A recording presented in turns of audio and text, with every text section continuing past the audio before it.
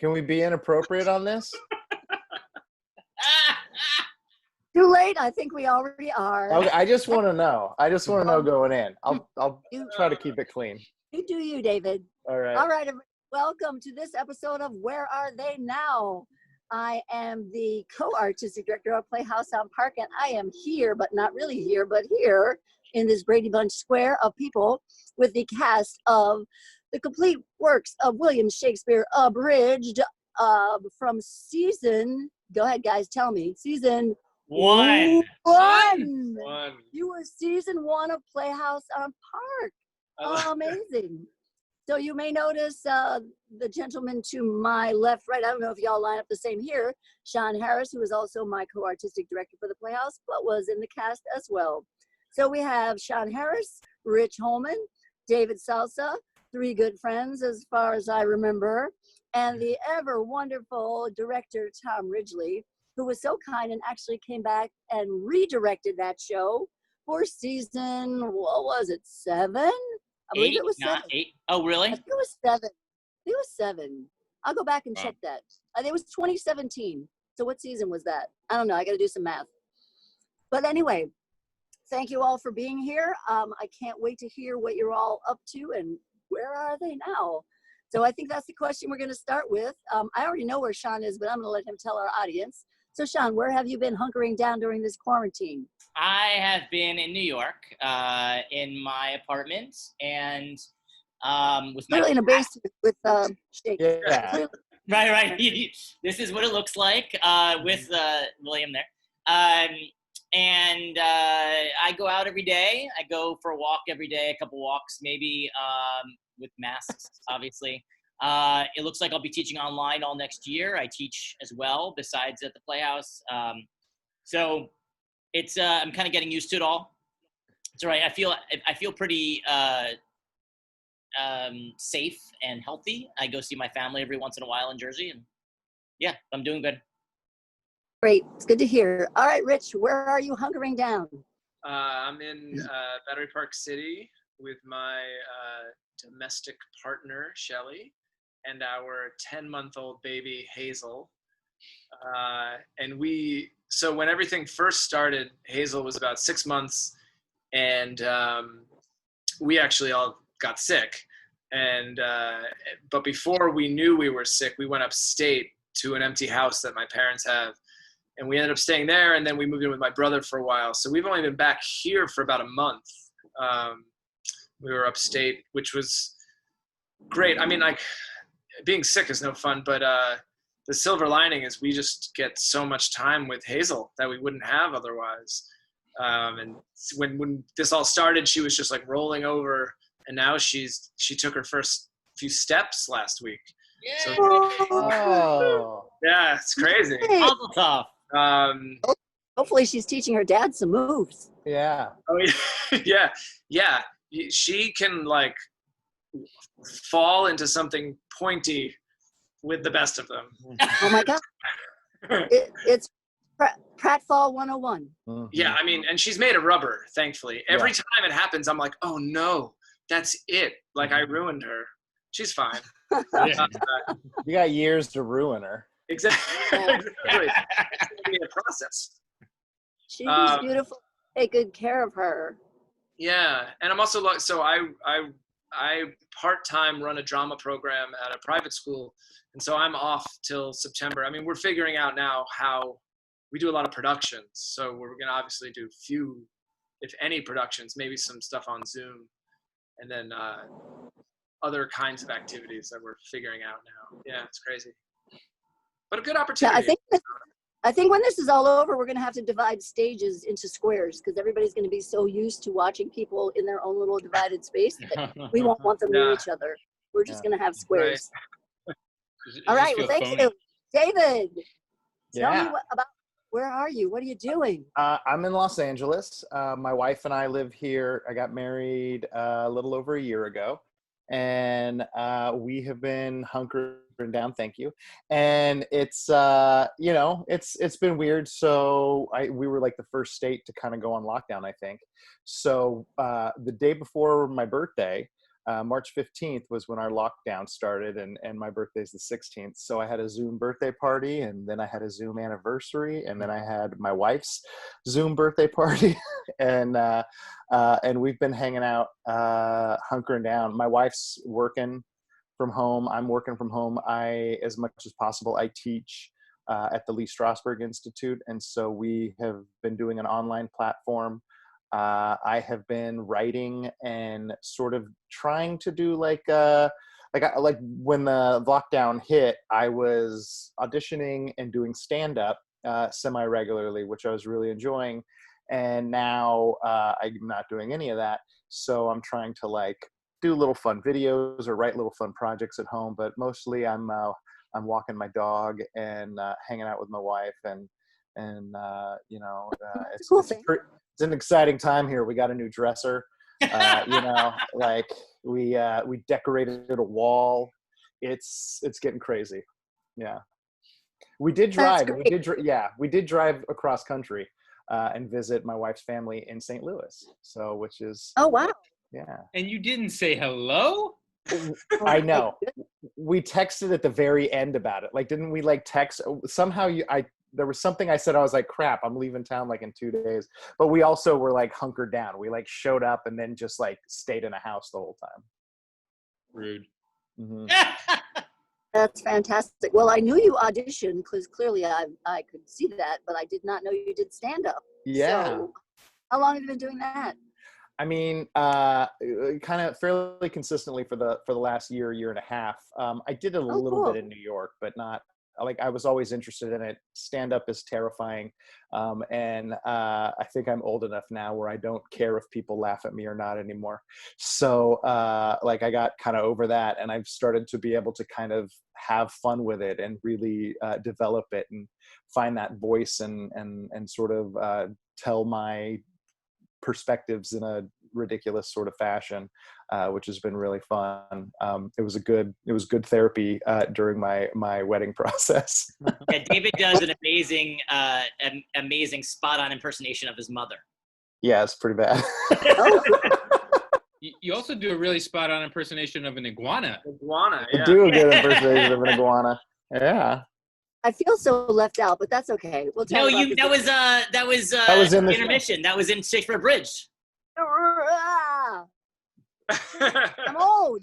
How long ago was this? I know. Season 1. Season 1. Amazing. All right, Tom, where are you? What are you doing? Well, as David alluded to, I'm in St. Louis, Missouri. Artistic director of the St. Louis Shakespeare Festival. We got here about just over 2 years ago. And like Rich, we also have a beautiful baby girl at home with us. And Jennifer, my wife, had been teaching out in Philadelphia for just a couple months. She just started a new job there. And we've been doing long distance and going back and forth, which obviously was hard. But so our big silver lining of all of this has been, once everything locked down, they happened to already be back here because it was her spring break. And so they just stayed. I made like a midnight run from St. Louis to Philadelphia to like pack up the apartment and get everything back. But it has been great. I mean, to get to just be there for everything in these like early stages of Eleanor's life is pretty fun. And you have to say what her name is. Eleanor Ridgely is what Sean's trying to get me to say. Which yes. Which sounds like a Beatles song and is not the reason why it was chosen, but it is the reason why I agreed to it. Who's your favorite artist of all time, Tom? It's the Beatles. I mean, but that's not really a subjective question, is it? Very serendipitous then. That's fantastic. That's great. Well, I'm going to stick on the subject of hunkering down for a moment and just ask, what is it, since you've been away from actual onstage theater, what is it you miss the most about, well, now that you are away from theater right now, what is it that you miss the most? Sean, I'll start with you. I miss creating on the spot and with people and being like and solving problems and having that feeling of, oh my God, that's a great idea. let's keep it and go with it. Like that feeling is, especially over the last few years, has been my favorite feeling because it's a surprise. And, you know, you always go in, especially as a director, you know, you go in with your idea of how things are going to work. But when a surprise happens and maybe it wasn't your idea, maybe it was somebody else's idea and you love that, like it's so, I don't know, it just feels so incredible because you come up with it together, and almost all those ideas, at least for me lately, have been like, they've really worked on stage. And to not have that right now is tough because that's an impossible thing to do really virtually. You know, that is stuff that's happening like, let's figure this out. Let's try this in preview tomorrow. Let's do, you know what I mean? Let's see how it plays in front of an audience. So it's really impossible to do that way. So I'm guessing that bust of Willie Shakes behind you is not speaking to you at all. It's not. He's not. It's not. Not. Oh, A really funny well. story. When I went to see this is in his birthplace actually, but when I went with my students to see his grave, I wouldn't have ever dug him up, but I remember it was like a joke that I had with my students. I was trying to figure out like, if we could distract, you know, over here, could we steal the first folio and then dig him up at the same time? But anyway. I just want a meme of Sean Harris with like dirt, kind of like a chimney sweep, kind of dressed like Dick Van Dyke and Mary Poppins, just being like, I swear I never would have dug him up, just like a shovel. I would pay for that meme. Yeah, I would pay. Fantastic. Rich Hollman, what is it you miss the most? I mean, the first thing that came to mind was just collaboration because we're so isolated now. But honestly, I think in just like a moment-to-moment way is just the structure. I mean, the amount of like when almost every show we've done at the Playhouse has been a 2 or 3-hander. Sorry, I'm being attacked by my cat. The cats loved being upstate. There was a lot of space, and now they're back, and she just drew blood. Anyway, ow, stop. Okay. You know, every one of those productions felt like a perpetual, we have 5 minutes to do 6 hours worth of work, but it would always get done. And, you know, I think when you have those time constraints, you get it done every time because you have to. And the same thing at school, in the winter, we do so many 30 to 40 minute productions, and none of them they all feel like we don't have enough time to actually work on them. But of course they all get done. And these kids are really, high-powered academic kids. And so sometimes they treat theater projects like they do other things, and they want to cram. And of course it's a terrible way to do it, but they actually always do it, which is always impressive. So it's just like that kind of feeling that everything's chaos and out of control, but you know you're going to bottle it up into something in time. And I'm working on stuff now, but it's all, you know, either stuff I don't like, corporate workshop type stuff, or stuff that's just open-ended, and there's no structure to it. So it's hard to, you know, I found that when I'm at my best when I collaborate with people who not necessarily push me, but are like very motivated, and I'm with them. But on my own, I can like meander on 7 different things at once and kind of not make the progress I want to make. So that structure is really important. Yes, structure and deadlines could be a good thing for you. Yeah, absolutely. real deadlines. Like you can give yourself a deadline, and then you miss it, and you're like, nah. Yeah. Break it down, scratch it off all over again. Right. I'm gonna shower today. Yeah. True. All right, David, what do you miss?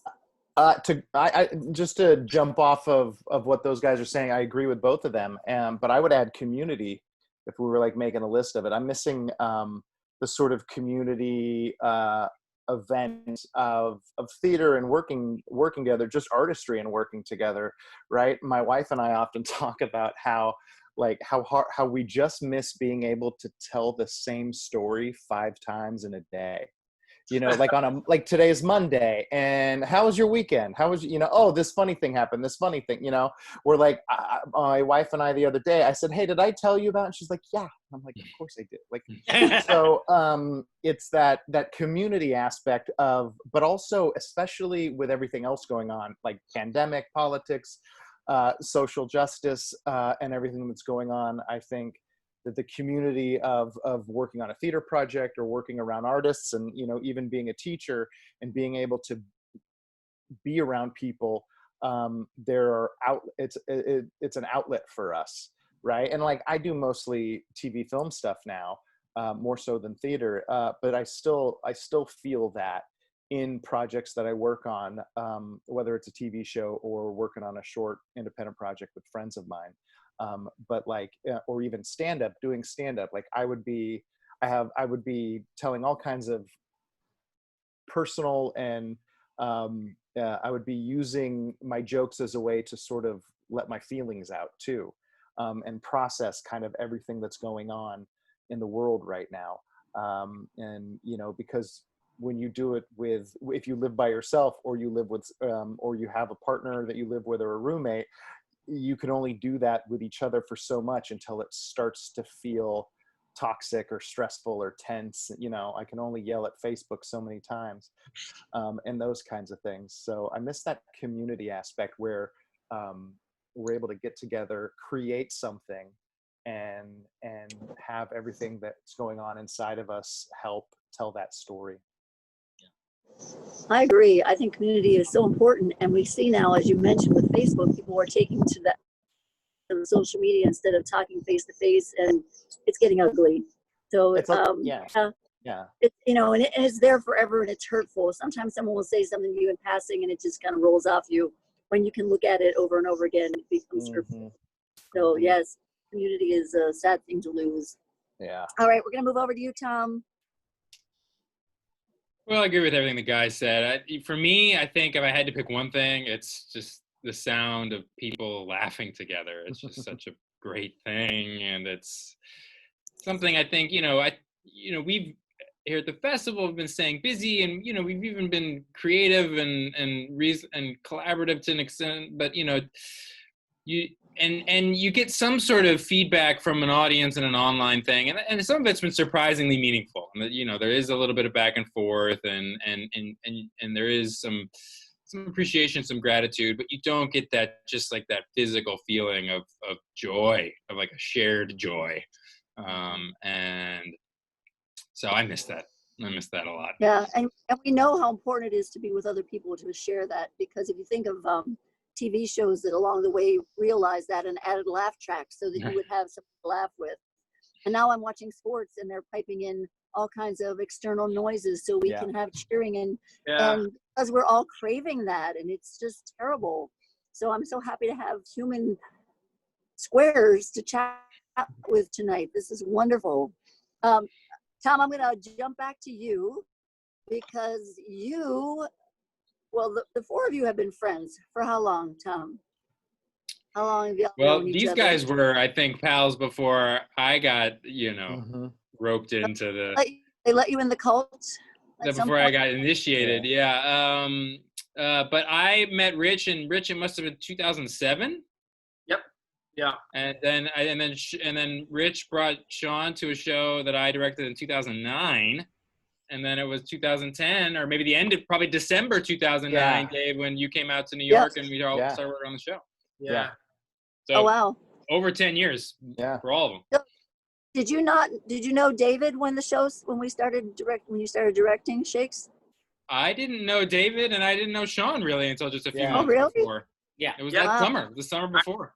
I remember talking to Sean, and I remember we were talking about complete works, and it was, I knew Tom from the improv world, and I knew he directed Shakespeare, and I was like, this guy, you got to meet this guy. He's Shakespeare and comedy.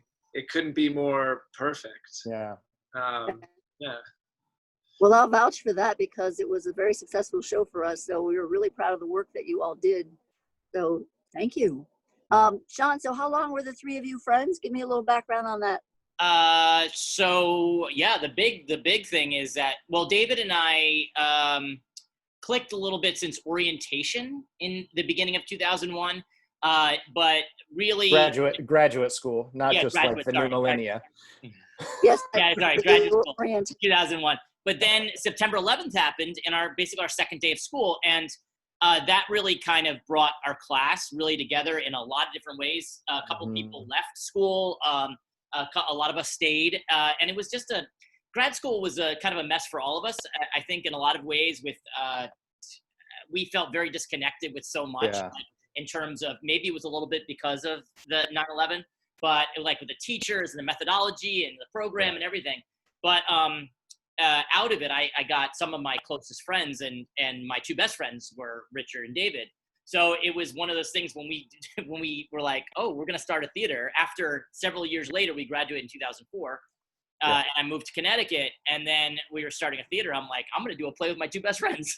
Why not? And so that's kind of how that ended up starting. And then at that time, David was still before he moved to LA, so he was at the Oregon Shakespeare Festival too. Yeah. Which is very cool. Yeah, and there was no doubt on stage that the three of you had a very strong chemistry, which was so much fun to watch, and just how you could just play off of each other and do the improv and just have a good time. So I'm going to go back to you, Tom, and say, because they were such good friends, how easy, hard was it to direct them? Because I'm imagining there was some craziness going on behind the scenes. I mean, we had a great time. There was a lot of fun had, to be sure, but I made it 1,000 times easier, I have to say. You know, we had very little time, honestly, to rehearse that. I don't know if we had 2 weeks, honestly, before we very short. Went into tech. Yeah. Yeah. I mean, that was back in the early years of Playhouse when we were doing, what did we do? 10 shows that year, Sean? Yep. 2 weeks rehearsal, only 2 weeks of performances. We were crazy. We've learned. Yeah. But I didn't mean to interrupt you. Go ahead, Tom. Well, and did we break the rehearsal period up? Did we do like a week and take a break and come back or something weird? I know we started in the city. Yeah. And went up, but I don't know. Was there a whole week in between? I don't think so. I don't know. I don't think it was a whole week, but there might have been like a few days break. Yeah. To answer your question, Darlene, this show in particular is about, you know, three guys with a rich history and, you know, and you know, I don't know about rich in this Chekhovian sense. a rich Hollman history. Oh yes, with a rich history. So the fact that there was a built-in dynamic, you know, each of them has a very distinct personality and a very different role within like that group. And so we're able to pull on that and incorporate a lot of it. And, you know, a lot of that I think is what audiences enjoyed so much, is that all their friendship, you know, was easy to weave that into the show in a way that might have been harder to do if they weren't playing both sort of the characters and versions of themselves at the same time. Yeah, it was wild. I mean, I have so many distinct memories from that show. I believe Ryan Bell was your stage manager. Am I correct? Yeah, absolutely. And I mean, he was such an integral part of the theater, and I just remember him going crazy with building whatever that craziness was behind y'all. Oh, yeah. Get those back. Oh my gosh. Crazy, That's the crazy. fun thing about that show is like on stage it's crazy, and then backstage it's Crazier. like it's like a Jenga tower, but it's falling and you're trying to put pieces up on top of while you're doing it. I remember that tech. I mean, we'll talk about a lot of memories, I'm sure, but I remember that tech, Tom, and I don't remember how much I don't remember a lot about the tech, except it was so stressful because we were trying, especially when we're going backward, it was so stressful. I remember saying to someone that the show was like chasing a pickup truck that had the flatbed was covered in eggs and the door was down and the eggs were falling off the back of the pickup truck and you had to grab every egg. You couldn't let any of the eggs hit the ground and you're like screaming to the driver to slow down and they just don't hear you. That's a great analogy. Yes, absolutely. Yeah. Oh my God, that's wild. And again, we were talking about season 1 of Playhouse on Park, where Sean and I were just kind of finding our groove of being co-artistic directors. So we really hadn't figured out if you're in a show, I should be the artistic director. If I'm doing a show, So we really hadn't figured all of that out. And I remember just feeling very, I don't think intimidated was the word of all of you at that point, but it was just like what is it that I'm here to do? I mean, I know I have a job and I know I'm supposed to look over this and make sure it's all, but at that point I was like, wind you up and let you go. Yeah. Hope for the best. Yeah. And Yeah, go ahead. Sorry. no. I think because we all knew each other, we had an immense confidence in our ability to interact with each other, and which was really great. And then for me, having never met Tom and working with Tom for the first time, Tom was invaluable. I'll admit, I was probably the difficult actor in the show, because I was like, I'm gonna be funny. Let's do some funny. And then I just remember Tom being like, play this scene real. Like, just like, let the lines be funny and play the scene real. And I was like, but I'm funny, I think, or something, you know. And these sort of like things that we would kind of all of a sudden find that partly because, like, you know, Rich and I are playing Romeo and Juliet, but I've also like known Rich for 10 years and have, you know, an intimate, manly friend bro relationship with him, however you want, you know, like I love the man. And to all of a sudden be like, oh, like, let's really play this and see what it happens. Not to mention that we're both like 6 foot tall, you know, big goofy dudes. Right. It just was really to find that sort of, I would say that sort of power and confidence in playing these ridiculous comedic tropes with absolute truth was my favorite part of the rehearsal process. And you also had, I mean, you had done the play before, right? Yes, I had done the play before, and when I had done it before, it was very slapstick. Right. Yeah. Oh, I never knew that. I forgot about that. You did it before. Yeah. Because I remember this was Tom said something, I think, during this process that really made me change how I feel about comedy.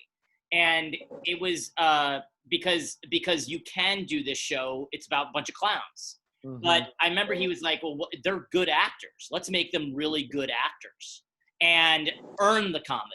And so now every time that I either direct a comedy or I try to act in one or whatever, I think about that. It's really about, and that's kind of what David was saying a little bit, you know, it's like earning those jokes, because, you know, you see the video of this and those guys are great. They wrote the piece, they don't, but they're playing fools. And there's a lot of times that you do this show and, you know, you're watching 3 clowns on stage. Mm-hmm. I think it's a much more rewarding experience personally if there's 3 amazing comedic actors who are skilled at clowning that then can earn the laughs by doing good Shakespeare, as well as having a knowledge of their physical capabilities and the timing and all of that to make it a kind of an interesting.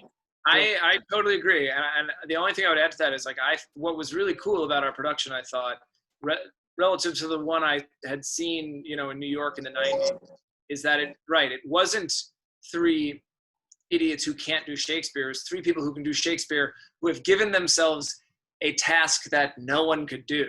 Yeah. So the task was the thing. The task was too big. Yeah. And that was our obstacle, not ourselves. Like 3 Gielguds wouldn't be Gielgud enough. I knew you were going there right before. Oh, that was good.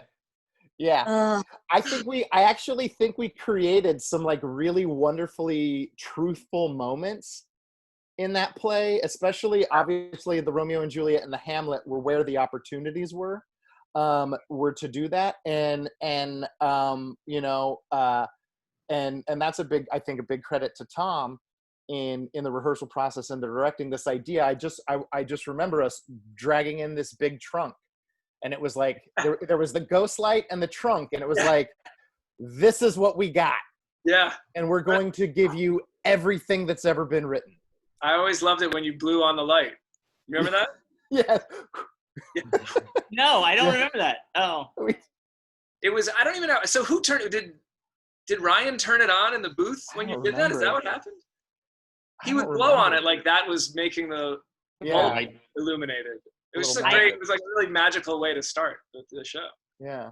I've never been more scared in theater, actually, until I was backstage on that first on first preview, and it was full, and we were coming in with a trunk. I mean, I remember that, the idea that we were late or whatever, because it was kind of like, okay, so this is like, you know, my theater, and I'm acting, and like, and the first time I was acting there, and I was so terrified.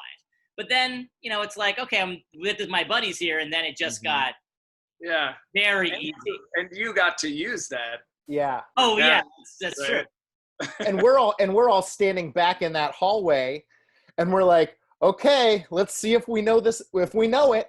Yeah. You know, that it's like, let's see if it's all in here, right? Let's say the first line and see if we know the line that comes after it, which in a lot of ways is some of the best theater, some of the best storytelling is sort of that kind of lean into it and see where it goes. Yeah. And we are so, I gotta say, we are so lucky to have done that show. Oh, because that is a show that's the kind of show when anybody sees it, like they want to become an actor. It's that kind of show. It's just like moments. It's so many great fun moments. Yeah.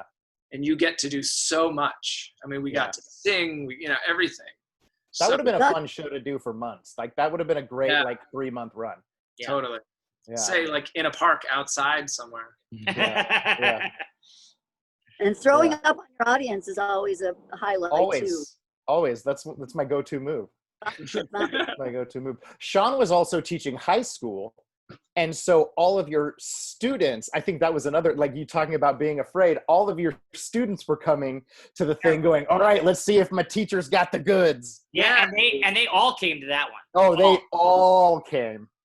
That's true, man. That's a lot. It was yours. There was a lot. All your students that you But like. I will say, till the day I die, probably it was my favorite moment on stage. When people ask me, it was like, so like great. what is your favorite acting experience? It's that show, because it's not, and you are like what you said. I mean, like you are, you know, you're speaking great words. You're making people laugh. There's constant appreciation from the audience. The whole show, everybody is really engaged. Nobody's bored.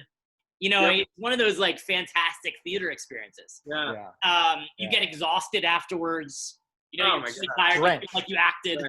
Yeah, you're drenched.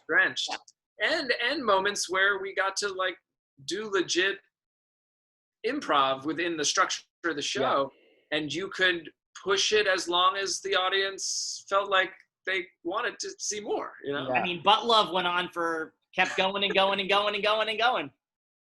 I really demanded utter truth in that moment. Utter truth. Yeah. Nothing cheap, ever. Right. Nothing cheap. Is that I actually, I know you're joking, but you're kind of true in that too. And it was the fact that like, just let Shakespeare's line, but love, right? I can't think of the whole sentence right now, but it's, you know, but call like, me but love and I will. Yeah, call me but love and I shall appear. That's it. And it's just like but love and that kind of immature childishness that the truth comes from the realization, not the whacking Right, the discovery, which is also really funny because the conceit of the show is that we do this all the time. Yeah. But, wait, did you say that? Right. Yeah. But we clearly have not. Yeah. Or it just occurred to him on that night for the first time. Right. That's it. Always got to be looking for new discoveries. And Tom, I think this was good what you did too with making us be let's see if I get it right. We were a troupe that was late. We were performing in West Hartford for one night, right? I guess, right? Like a touring group of players. Actors. So with that, it doesn't everything's a surprise. Yeah. So then we're being surprised. So then we're really able to play the improv. Yeah. And we forgot our costumes and props. Right. And so we had to use what was at the theater. Yeah. They were in the other trunk. They're brilliant. Yeah. And this was before Uber and Lyft, so we had like a taxi that just dropped us off.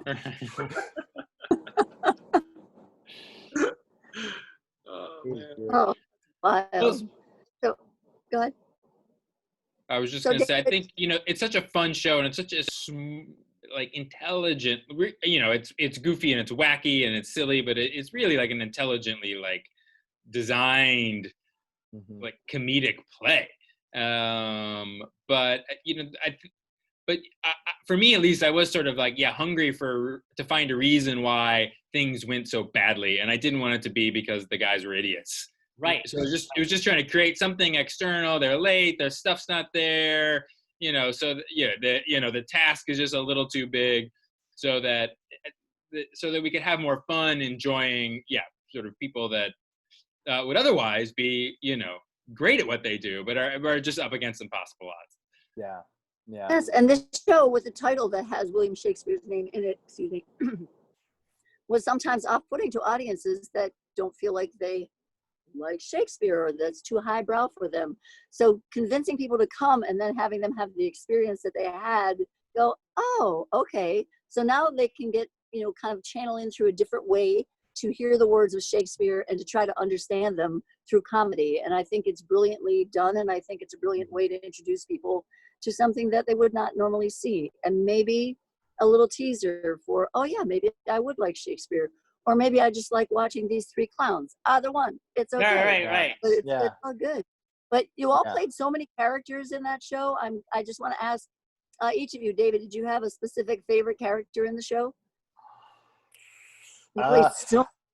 Yeah, it's funny. Like I was just thinking about how like what was fun about the show was we sort of, because we're three friends that have known each other for 20 years now. And we played the versions of ourselves that also facilitate our relationship. Like Sean is the scholar of the three of us. And Rich is kind of like the handsome jock. And I'm the guy that looks like he dumps people's bodies in the woods. And, like we just got this like I'm kind of like the, the sports goofy raw guy. Like we had these kind of, there was like this triangle that we all were just playing our side. And that's what was fun, was because like, whether it was, what was it, Lear in football, or, and the little things that we just did for a minute, we were all playing these kind of versions of ourselves that we were there, lifting each other up, helping each other out. I think I think the best part of the show is the Hamlet part. So that would have been the most fun part for me to play, probably, because that's Can I ask a question, Rich or Tom or myself? What's your favorite part that David played? Oh, Gonzago. What? Gonzago or Gonzago's uncle? Because Gonzaga. Rich was Gonzago. Oh, Gonzago's uncle. I was murdered. The play within a play. Yeah, the play within a play. Yes. Mine was the nurse with the boobs that came out. The nurse is very good. That's your favorite? I wasn't David. the nurse. Was I the nurse? David. I was the nurse. Yeah, you're like, That's woo! right. I was like, woo! Yeah, that's right. I was the nurse. I mean, I don't know. I feel like the end of the first act was the tour to David. But that's true. Yeah, So I just got to go crazy. That was And so great. so that ended up being a 10-minute stand-up comedy act, basically. Basically. Yeah, that's true. That's true. Yeah. I just got to kind of play and vamp with the audience. And Don't tell Samuel French. Don't tell Samuel French. We're not recording this. It doesn't matter. Yeah. You're all good. So Rich, your Juliet, I will never forget, but what was your favorite moment on stage? Yeah. I mean, I think it was, well, you sound just like her there. Doopy-doopy-doo. I was going to say Juliet because I feel like what I found was not Juliet, but where the actor I was playing, who was playing Juliet, starts to like feel comfy and then take it too far, Mm-hmm. I mean, that like just the that kind of like just juxtaposition of like overconfident actor playing someone who's suicidal, like it's just like really funny, it's really like just like so excited to like vamp on this moment before she dies. Yeah. But then also I think like in the second act in the Hamlet, kind of getting pissed off at whatever audience volunteer came up who, you know, in the context claimed that they could play Ophelia better than me. Right. Because then you get to play two things. You get to play what's happening right there, and then it's really all meta because the audience is half laughing because I'm like insulting an audience volunteer. Yes. Right, which is really fun. And there's a moment. Oh, I'm actually thinking of a moment that was in the second time we did it, but that was part of that. That was really fun. My favorite Ghost was very nice. Also, Rich. What were you saying? I was saying your ghost was very. Yes. Yeah. And I would change mine to me trying to kiss Rich was probably my favorite part That was of the show. That was fun. My favorite moment of Rich was when he played both Gertrude and Claudius dying with yes. Pop and Yes. That was trying good. to give her mouth to mouth. That's right. Give her mouth to mouth. Yeah, and like beating her chest, like anything to get a pulse. That was very good. I think maybe my favorite like moment, the moment that I knew that I was like most confident in, was just when we would meet. I can't honestly. Yeah, I think this is our production. We meet people, you know, in the audience, and then I don't remember what it even was. It was like at the end. Oh, it was the end of first act when I was saying how like we don't need to do Hamlet. Hamlet's scary or whatever. And then I'd introduce people from the audience. Whoever was always like stage right would be like, then this is Karen, and she wanted to see this so bad she took the bus here, which is embarrassing. That was embarrassing. Took the bus from Hoboken. And we did stuff after intermission, right? With I.E.C. Peterson's or something. Yes. Yeah, that's where they found you, right? Oh, right. Yes. Right. Getting rock. Because David would say he was eating moose tracks. Moose tracks. Yeah. That's right. Yeah. All our favorite moments are not in the script, it seems. Well, I know for Tracy and myself, some of our favorite moments were whenever the two of you, Rich and Dave, would make fun of Sean. Anytime he could be your source of entertainment, we were loving it. I mean, granted, we had only had theater for a year, but at that point, we were already ready to gang up on him. I like to think that we never make fun of Sean. That Sean does things that make fun of themselves. Yes, but you allow him to. It just you open up the door and say, "Here, Sean, have at it." My favorite part, though, my favorite Sean moment in that was the "to be or not to be" speech. Oh yeah. Because this goes back to Sean being the scholar and the teacher at this time too. I think, you know, the way it's written, he's afraid to do it, and all of the stuff that comes with it. And Sean is such an emotionally talented actor that all of the sort of and like Rich and I will make fun of him, but one of the funniest things about Sean is when he gets worked up, how his head just starts to like change color and quake a little bit, right? And those kind of things that start to go, where like, Sean, you're like, is he angry or is he about to start sobbing? I'm not sure. He's from New Jersey, right? It's just that like, where is it go? It was so beautiful to watch. That was like watching it people describe when they saw like Malkovich and Sinise do True West. They're like, is this like, am I watching an actor have a breakdown, or is this just great acting? Yeah. Watching Sean was like, he's having a stroke.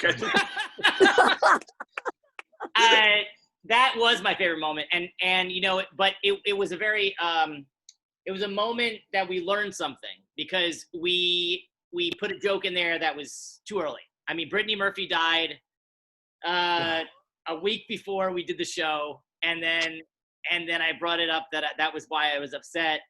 And I remember I was like, in the shower, Richard. I forgot about that. And no one laughed at Brittany Murphy dying. Nope. Too soon. Too soon. Too soon. You should have That's funny. gone with. I remember it actually going over well, but Yeah. Oh, do you? Okay, good. Yeah. Maybe. Yeah. I don't know.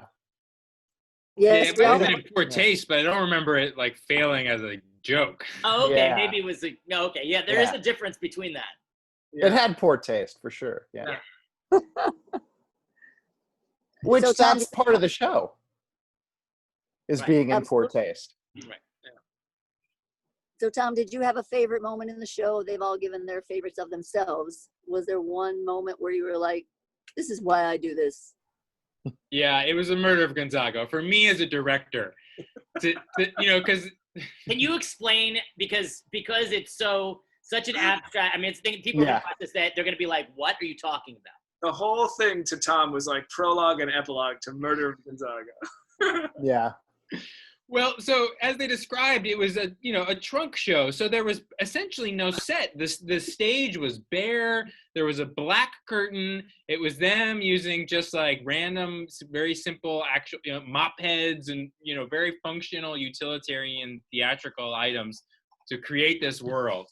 But then in Hamlet the play and in the complete works, there is the play within the play and the Murder of Gonzaga. And for this 4-second moment, the curtain parted to reveal this insanely, hysterically over-designed, miniature jewel box theater that we raided Hall's prop and scenic storage in order to create.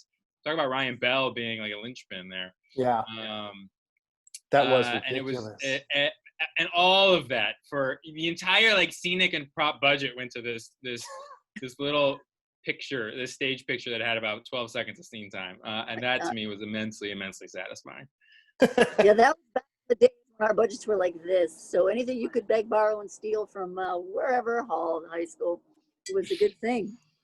And we did, and what we were doing in front of that set was really funny.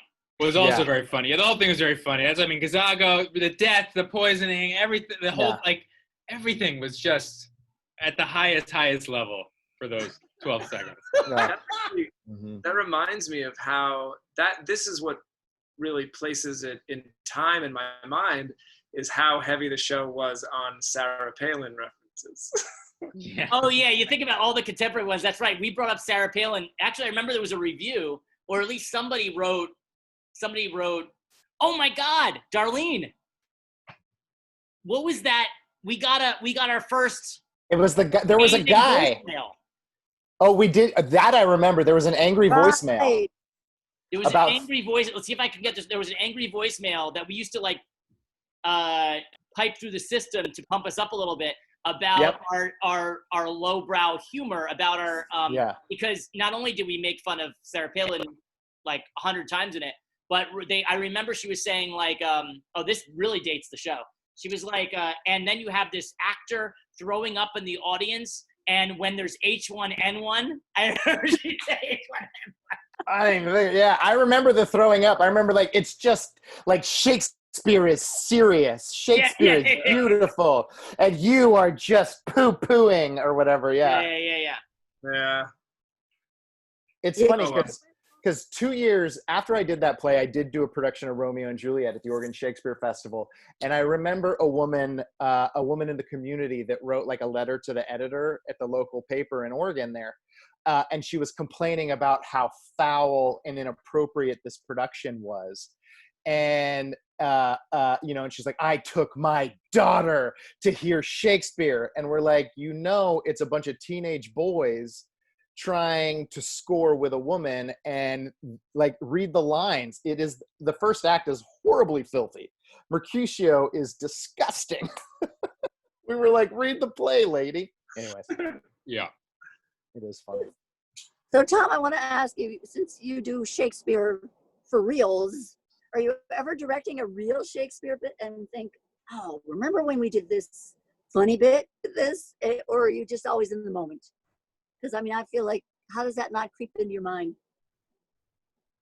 It's a really good question. And so when I directed Complete Works Abridged, I had yet to direct professionally or in any setting, Romeo and Juliet or Hamlet, but have since gone on to do that.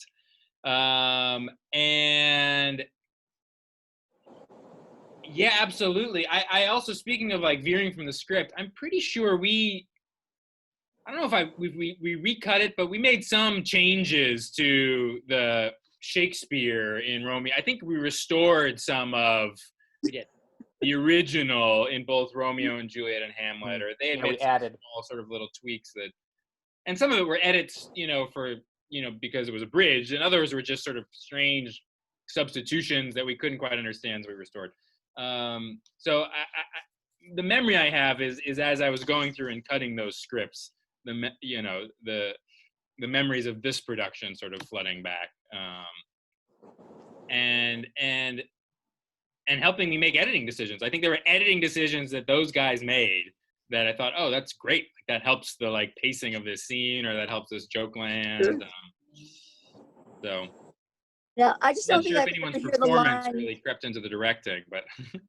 Oh, that makes sense. But I don't think I could ever hear that line, "Call me but love," without laughing. Yeah. I don't care if it's a serious production or not. It's just it's forever emblazoned in my brain. That is true. It can't be unheard. It cannot be unheard. Well, guys, this has been amazing, and I am so thrilled that we were able to bring the four of you together, because you are such good friends, and it was a nice time for you to sit back, enjoy your Starbucks, have your beverages, let your cat crawl all over you, have a little Shakespeare time, and just be together, because, again, community is so important. So this is a little taste of a community that we're missing, and we're grateful that we will be able to share this with our audience, who from season 1 were thrilled to be able to see this production, which was one of the best productions we've put on that stage, and we've put on a lot. And I think you'll all agree in the Playhouse being the intimate space that it is, lending itself perfectly to this show, where you were able to communicate so beautifully, and it was beautifully directed and wonderfully acted by the three of you. And as representing the Playhouse right now, I just want to say I thank you all for your contribution to what we've done at the Playhouse, what we hope to do in the future. Rich, how many shows have you done for us? Any guess? I think 4 full productions, and then also the musical workshop of the Clowns, right? Yeah, the Clowns, and you did some play reading with James Play. Yeah, and maybe. You've been around a lot, so yeah. You know it is really. Oh, I hosted the mayor's ball that time. You guys did not make as much money as the year before because of me. Oh my, yeah. Well, and you did a Mama D's. Oh, and what metamorphoses? Yes. What you just said? I said Mama D's. Absolutely. Oh, Mama D's, yeah, and metamorphoses. Right. Mama D's and metamorphoses. But that was. There's so much. But we've had a very rich history, and I don't use your name in vain, Rich, but we have had a very rich history here at the Playhouse, and we're excited for what's going to come forward. So let's all cross our fingers that COVID disappears like we know it's going to. And eventually. Really, just all the love to all of you. Please stay safe, stay healthy with your families, your beautiful children, your significant others. And thank you for what you've done to create what Playhouse and Park is today. We are really very, very grateful. So to you, thank you very much. I love you all. Love you guys. I hope we have an opportunity to work together again soon. Sean, I'll see you every day of the rest of my life. Yes. I'm sure. Thanks, everybody. Thank you, Darlene. So much fun. Thank you, Darlene. Thank you, guys. Thanks. Love you. You will. Are we not going to talk about the amazing murder mystery New Year's Eve fundraiser dinner party that we did too? My God. Which one? Forgot about that. The one that I was. That was the only one I was there for, but that was so much fun. I was the murderer. So mad. Yes, I didn't. Were you? That, David. Yeah. At the moment you just said that, and then I can just picture your face. Were you wearing like a green suit or something? I was wearing something weird. I don't know. And I was shamelessly plugging the show. Like I was being dragged off, and I was like, before you take me to prison, I just want to say that everyone should go see this play. Fantastic. Well, that brings back such a great memory, and hopefully something for the future where we can do these fabulous New Year's Eve productions again. Yeah, thank you all. You've been such an integral part of this Playhouse. I'm so grateful. Thank you. Bye, guys. Thank you. Thanks, Darlene. Thank you, guys. Much All right. love.